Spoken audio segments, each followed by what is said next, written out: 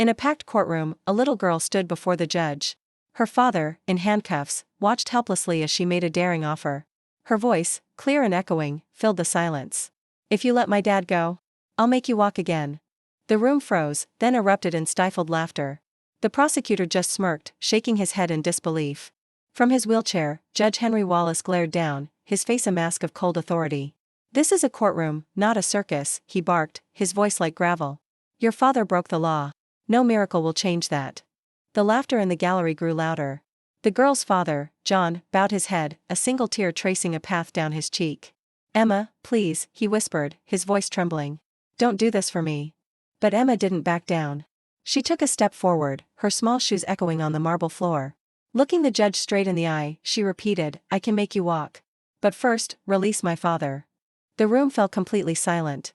The judge's fingers tightened on the armrests of his wheelchair, his knuckles turning white.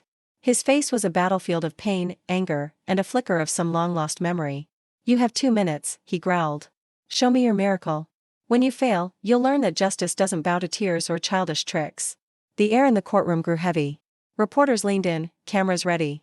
Guards stood statue still. Emma took a slow, deep breath and walked towards the wheelchair.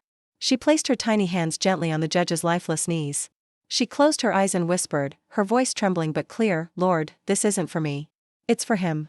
Show them you still own the impossible." Just then, a soft, inexplicable wind rustled the heavy courtroom curtains. The judge shivered. Then, it happened. A finger on the judge's hand twitched. Once. Twice. Gasps rippled through the room. The wheelchair rolled back slightly as, slowly, unbelievably, Judge Wallace pushed himself up. He stood, swaying but unsupported, on his own 2 feet for the first time in years. The man who had mocked miracles was now shaking, tears of disbelief and awe streaming down his face. He stumbled forward and fell to his knees on the floor, right before the child. His voice, now broken with emotion, trembled as he spoke. "The justice of God is greater than the justice of men." He reached into his robe, pulled out a small key, and shuffled on his knees over to John.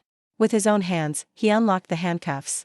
That day, in a courtroom built for judgment, a greater judgment took place. Not against a crime, but against unbelief. Even faith the size of a mustard seed can move mountains. If this story moved you, please like, share, and subscribe for more inspiring content. Thanks for watching.